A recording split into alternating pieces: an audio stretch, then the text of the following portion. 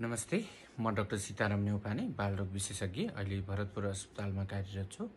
मैले आज तपाईहरुलाई हाम्रो बच्चाहरुलाई मालिस गर्दाखेरि सानो बच्चाहरुलाई स्पेशल्ली 1 वर्ष मुनिको बच्चाहरुलाई चाहिँ मालिस गर्दाखेरि के बेनिफिट हुन्छ, के फाइदा हुन्छ, के बेफाइदा हुन्छ र करेक्ट वे कुन तरिकाले हामीले मालिस गर्न सक्छौं भनेर केही छोटो जानकारी राख्छु। पहिलो कुरा त मालिस गर्दाखेरि बच्चा र आमा बीचमा अथवा परिवारको सदस्य बीचमा चाहिँ बन्डिङ बढ्छ अथवा लभ केयर बच्चाहरुप्रतिको समर्पण अथवा माया बढ्दै जाने हुन्छ। त्यस्तै गरेर बच्चाको वेट गेन हुन्छ है। अर्को भनेको बच्चाको तौल चाहिँ बढ्दै जाने हुन्छ। बच्चाको त्यस्तै गरेर स्लीप प्याटर्न उनीहरुको सुताई निन्द्रा पनि आरामदायी बन्दै जाने हुन्छ र कुनै कारणले गर्दाखेरि बच्चालाई दुखेको छ, कुनै भागमा पेन भइराखेको छ भने उनीहरुको त्यो चाहिँ सोर्स अफ पेन रिलिफ पनि हुन सक्छ।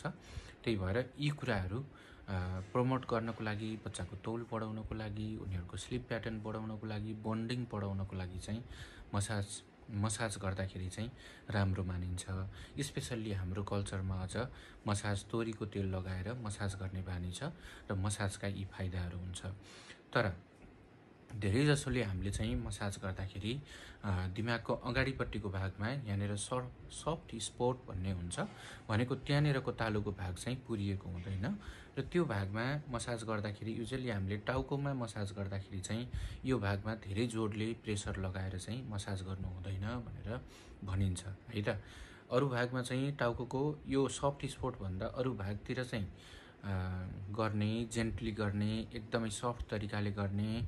तर यो भागमा बढी दबाइयो भन्दाखेरि त्यसले गर्दाखेरि दिमागभित्र जुन नसाहरु हुन्छ त्यसमा प्रेसर पर्न सक्छ, जसले गर्दाखेरि दिमागभित्र नै असर गर्न सक्छ।